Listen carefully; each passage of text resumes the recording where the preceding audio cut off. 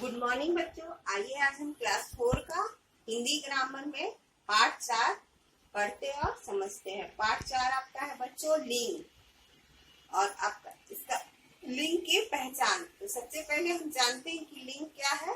तो लिंग शब्दों के जिस रूप से किसी प्राणी, वस्तु या स्थान के स्त्री जाति या पुरुष जाति के होने का बोध हो तो उसे लिंग कहा जाता है।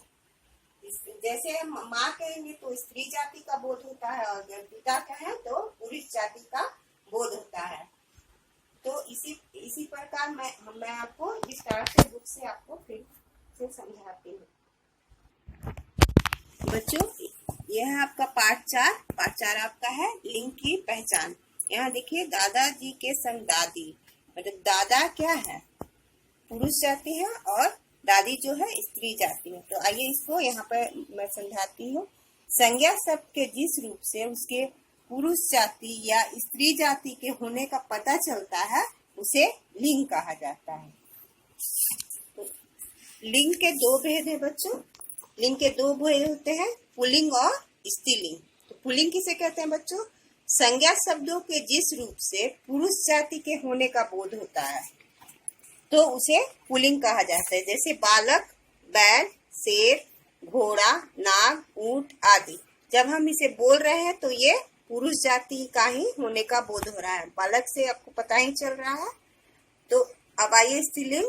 संज्ञा शब्दों के जिस रूप से स्त्री जाति के होने का बोध होता है उसे स्त्रीलिंग कहा जाता है।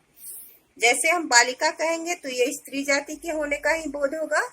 गाय, शेरनी, घोड़ी, नागिन, उटनी आदि। तो बच्चों, संज्ञा के दो भेद है, पुल्लिंग और स्त्रीलिंग।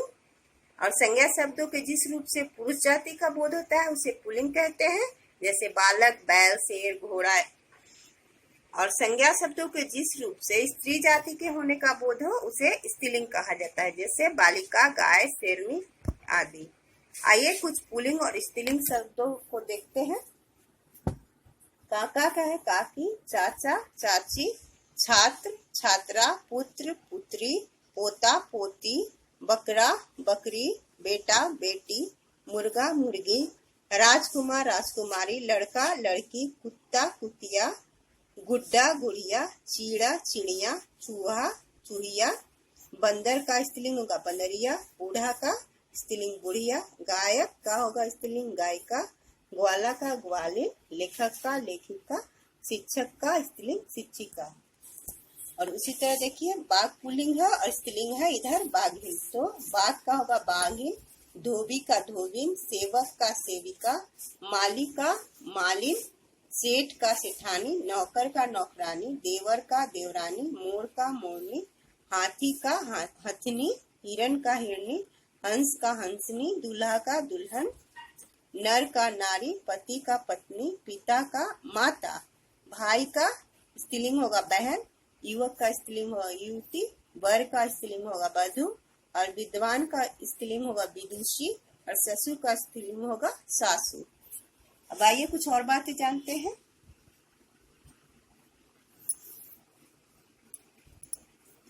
जिन संज्ञा शब्दों के पुल्लिंग और स्त्रीलिंग रूपों के बारे में आपने जाना वे सभी सजीव वस्तु अर्थात प्राणियों और जीव जंतुओं के नाम है। कुछ जीव जंतु ऐसे भी होते हैं जो हमेशा स्त्रीलिंग रूप में होते हैं या हमेशा पुल्लिंग रूप में होते हैं। ऐसे शब्दों में नर या मादा शब्द लगा देने से वे क्रमशः पुल्लिंग या स्त्रीलिंग रूप बन जाते हैं। बच्चों, अभी हमने जाना सजीव वस्तुओं के बारे में, जैसे कि माता पिता, भाई बहन, और जैसे कि मोर मोरनी, हाथी हथनी। लेकिन कुछ ऐसे भी शब्द होते हैं जिनका कोई, जैसे कि किसी का पुल्लिंग नहीं होता है और किसी का स्त्रीलिंग नहीं होता है, तो उसमें नर या उस मादा जोड़ देने से वो पुल्लिंग और स्त्रीलिंग बन जाते हैं। आइए इस तालिका में मैं आपको बता रही हूँ।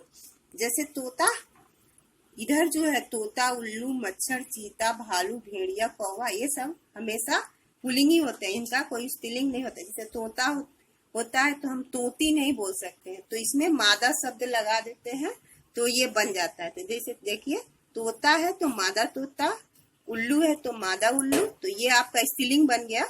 मच्छर है तो मादा मच्छर, चीता है तो मादा चीता, भालू है तो मादा भालू, भेड़िया है तो मादा भेड़िया और कौवा है तो मादा कौवा, ये सब आपका स्त्रीलिंग बन रहे हैं। उसी तरह कुछ जो प्राणियों के नाम जो होते हैं हमेशा स्त्रीलिंग रूप में होते हैं, तो उनके साथ अगर नर जोड़ दिया जाता है तो उनका रूप बदल जाता है। तो जैसे गिलहरी, तो ये है आपका स्त्रीलिंग रूप और ये है आपका पुल्लिंग रूप। तो ये गिलहरी का नर जोड़ देंगे तो नर गिलहरी, कोयल में नर जोड़ देंगे तो नर कोयल, चील में नर जोड़ देंगे तो नर चील, छिपकली में नर छिपकली, मछली में नर मछली तो पुल्लिंग बन जाएंगे। मक्खी में नर मक्खी, नर जोड़ देंगे मक्खी के साथ तो पुल्लिंग बन जाएगा। और चींटी में नर जोड़ जाएंगे तो नर चींटी बन जाएगा। यह तो हुई कुछ सजीव जीव जंतुओं की बात। अब करें कुछ निर्जीव वस्तुओं के लिंग की पहचान। आइए कुछ सामान्य निर्जीव वस्तुओं के बारे में। निर्जीव वस्तु मतलब जिनमें की जान ही ना हो, वो भी उनके बारे में जानते हैं कि वह पुल्लिंग है कि स्त्रीलिंग। तो देखिए, आपके दिनों के नाम सोमवार, मंगलवार, शुक्रवार और रविवार, ये आपका पुल्लिंग है। देशों के नाम भारत, नेपाल, चीन, पाकिस्तान, ये भी पुल्लिंग है। पेड़ों के नाम बरगद, पीपल, नीम, बबूल, ये आपका पुल्लिंग है। अनाजों के नाम गेहूं, चावल, धान, चना, ये भी आपका पुल्लिंग है। खाने पीने की कुछ चीजों के नाम घी, तेल, दही, पानी, भात, हलवा, ये भी आपका पुल्लिंग है। ग्रहों के नाम बुध, शनि, मंगल, राहु, केतु, ये भी आपका पुल्लिंग है। शरीर के कुछ अंगों के नाम भी पुल्लिंग है, जैसे कान, दांत, हाथ, पैर, सिर, नाखून। आइए इधर कुछ ये सब जो मैं अभी बताऊंगी वो सब स्त्रीलिंग है। जैसे कि देखिए, नदियों के नाम गंगा, यमुना, सरस्वती, कावेरी, नर्मदा, ये सब आपका नदी को जो नाम है वो स्त्रीलिंग है। भाषाओं के नाम हिंदी, मराठी, पंजाबी, उर्दू, ये भी आपका स्त्रीलिंग है। खाने पीने की कुछ चीजों के नाम रोटी, खीर, पकौड़ी, खिचड़ी, ये सभी स्त्रीलिंग नाम है। शरीर के कुछ अंगों के नाम नाक, पीठ, जीभ, आंख, उंगली, ये भी आपका स्त्रीलिंग है। कुछ और इम्पोर्टेंट बात भी जानिए। श्रीलंका देश का नाम है। जैसे कि आपको पता है कि देशों के नाम अधिकतर पुल्लिंग होते हैं, लेकिन श्रीलंका देश ऐसा नाम है जो है लेकिन यह स्त्रीलिंग है। देश का नाम है श्रीलंका लेकिन यह स्त्रीलिंग है। इमली पेड़ का नाम है लेकिन यह स्त्रीलिंग है। उसी तरह मूंग, मसूर और अरहर अनाज है लेकिन ये स्त्रीलिंग है। पृथ्वी एक ग्रह है लेकिन यह स्त्रीलिंग है। सोन और ब्रह्मपुत्र नदियों के नाम है लेकिन ये पुल्लिंग है। तो बच्चों, आज हमने लिंग के बारे में जाना कि लिंग किसे कहते हैं। तो लिंग संज्ञा शब्द के जिस रूप से उसके पुरुष जाति या स्त्री जाति के होने का पता चलता है उसे लिंग कहते हैं। और लिंग के दो भेद होते हैं, पुल्लिंग और स्त्रीलिंग। तो संज्ञा शब्दों के जिस रूप से पुरुष जाति का बोध हो उसे पुल्लिंग कहते हैं, जैसे बालक, बैल आदि।